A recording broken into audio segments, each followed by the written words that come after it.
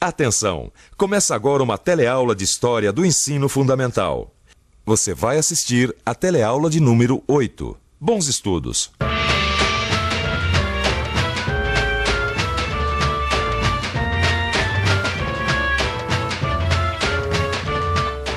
Nas aulas anteriores, a gente viu como era a vida dos escravos no campo.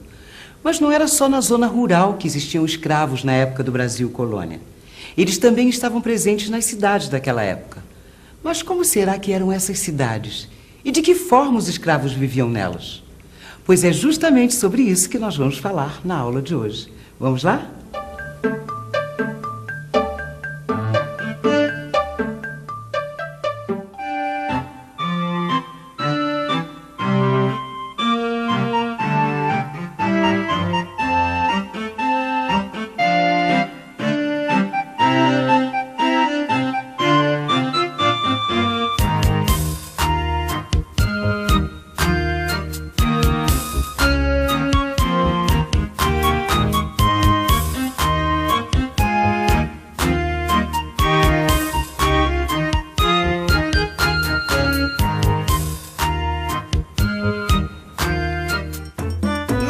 Esse prédio foi construído há mais de 200 anos. O Brasil ainda era uma colônia de Portugal e apenas 50 mil habitantes moravam por aqui.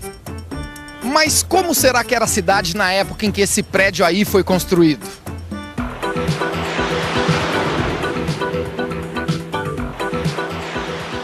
Bem, como a gente viu nas aulas anteriores, a economia do Brasil colônia deu seus primeiros passos no campo, na zona rural. Mas não bastava apenas plantar, era preciso exportar a cana. E é aí que entram as cidades, que além de escoar os produtos da colônia, ainda serviam como centros comerciais e sede dos poderes administrativos. Mas apesar da importância das cidades, a maioria das pessoas naquela época morava mesmo no campo.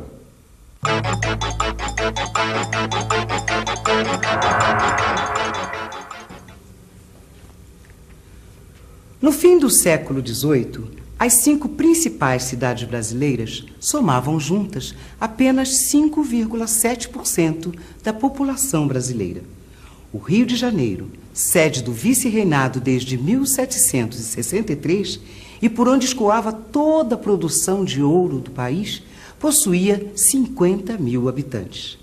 Já em Salvador, antiga capital colonial e importante centro de exportação do açúcar, viviam 45 mil pessoas. Abaixo delas vinham Recife, com 30 mil habitantes, São Luís do Maranhão, com 22 mil, e São Paulo, com 15.500 habitantes. Mas foi em Minas Gerais, na região mineradora, que surgiu a primeira rede urbana no Brasil colônia. Estamos na cidade de Ouro Preto, dentro de uma liteira. Quando os portugueses descobriram ouro aqui nas Minas Gerais no começo do século XVIII, eram em liteiras como essa que os ricos e abonados se transportavam pelas cidades.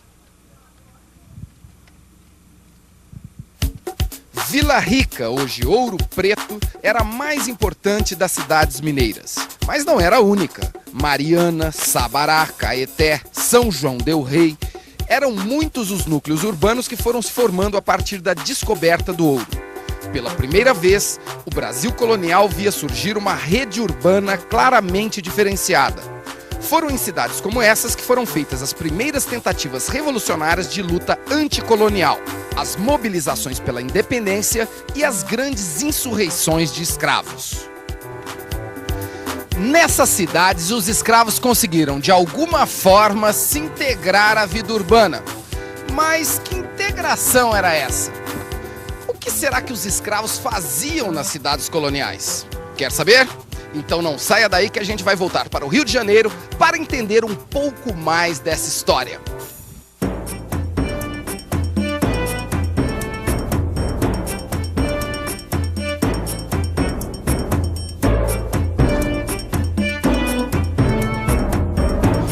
No início do século XIX, o Rio de Janeiro era a sede de governo da metrópole e a principal cidade da colônia. Sua importância administrativa e comercial acabou favorecendo o crescimento de atividades mercantis, prestadoras de serviços e até mesmo manufatureiras. Naquela época, o Rio de Janeiro tinha a maior população de escravos urbanos das Américas. Só para você ter uma ideia, em 1821 havia cerca de 40 mil escravos numa população de 86 mil habitantes. Bom, eu não queria entrar nessa aula, mas eu já vi que essa história está precisando de um detetive. Afinal, ninguém aqui se perguntou uma coisa fundamental. Qual era a dos portugueses? O que é que eles queriam ao fundar cidades no interior do Brasil? Você já parou para pensar nisso? Eu andei investigando o assunto e descobri umas coisas muito interessantes. Por exemplo, a fundação de cidades no Brasil fazia parte de uma estratégia dos portugueses.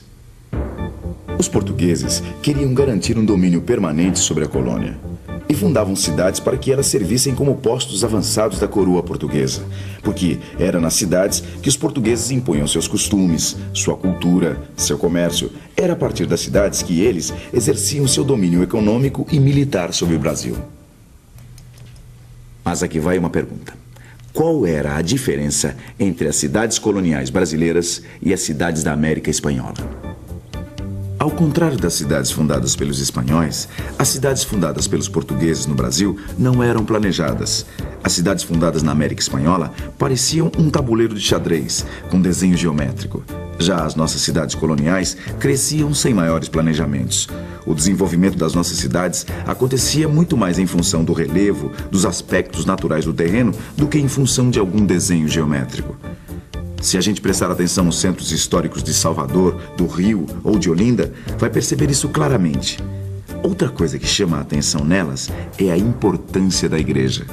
Repare na grandeza das igrejas e conventos, que mostram o poder que a igreja mantinha no Brasil colonial. A arquitetura das cidades também fala muito sobre a economia. As maiores atividades econômicas eram o comércio de exportação de mercadorias da colônia e a importação de escravos. Era uma economia basicamente mercantil. Tudo se vendia e se comprava nessas cidades. A mão de obra era a mão dos escravos. As marcas da economia colonial têm sempre os sinais da escravidão. Tem mais uma coisa que eu gostaria de investigar. Quais as maiores diferenças entre as cidades coloniais e as nossas cidades hoje em dia? Você acabou de ver as marcas deixadas pelo trabalho escravo. Isso mesmo, não tem mais escravidão. Outra diferença importante: a igreja não ocupa mais o centro do poder na vida das cidades. E o que mais? As belas fortalezas das cidades coloniais. Hoje, nenhuma cidade brasileira é protegida por fortificações. Mas as cidades coloniais, todas tinham seus fortes, com os canhões apontando para os principais acessos de entrada. Você que é operário deve ter atentado para um detalhe fundamental. As cidades coloniais não tinham indústrias, como quase todas as cidades brasileiras de hoje em dia. Assim como não tinham a maioria dos equipamentos da era industrial, como água tratada, esgotos e, é claro, rede de energia. Bem, para que você tenha uma ideia clara das semelhanças e diferenças entre as cidades coloniais e as atuais, guarde bem esses aspectos. Nas cidades coloniais, todos iam a uma igreja católica diariamente. Hoje existem muitas igrejas, muitas religiões e hábitos muito diferentes de frequência. As cidades coloniais eram fortificadas, as atuais não são. O porto era o principal local de entrada e saída de pessoas e mercadorias. Hoje, ele divide seu espaço com os meios de transporte aéreos e terrestres. No lugar das câmaras e cadeias do antigo poder lusitano, nós temos as prefeituras, os governos de estado, as delegacias e os fóruns. E no lugar do predomínio do comércio, temos indústria, comércio, livre iniciativa e serviços. Como você pode perceber, não é preciso ser economista e nem detetive para concluir que ainda hoje as marcas do passado se confundem com as do presente. A realidade brasileira é uma mistura do que nós fomos, com o que nós somos agora e ainda com o que nós queremos ser no futuro. Como você pôde perceber, as cidades brasileiras nos deixaram uma herança cultural riquíssima, especialmente um estilo chamado barroco colonial brasileiro. que nós podemos ver até hoje nas igrejas mais antigas, como as de Minas e as da Bahia, e nas famosas obras do escultor e arquiteto mineiro Aleijadinho. E o interessante nas obras de arquitetura do nosso barroco colonial é que elas eram adaptadas ao nosso clima tropical. E esse é um patrimônio que nós devemos preservar para manter viva a nossa memória, a nossa identidade cultural. Até porque a melhor maneira de aprender história é estudando o lugar onde a gente vive, a nossa própria cidade. E nas cidades, cada vez mais existem bens tombados, ou seja, edifícios históricos, parques e monumentos que têm sua preservação garantida pela lei. É uma maneira de garantir a nossa memória e de você aprender mais sobre a sua história. Atenção, se liga aí que é hora da revisão. Na aula de hoje, a gente viu como eram as cidades brasileiras na época colonial, como era a vida dos escravos nessas cidades e as transformações urbanas que aconteceram até hoje. A gente viu também a importância da preservação da memória histórica das nossas cidades.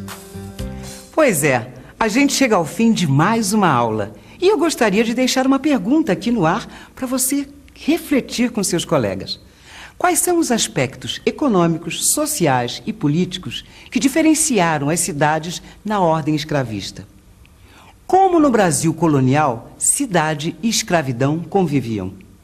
Calma, não precisa responder agora, mesmo porque o programa já está terminando.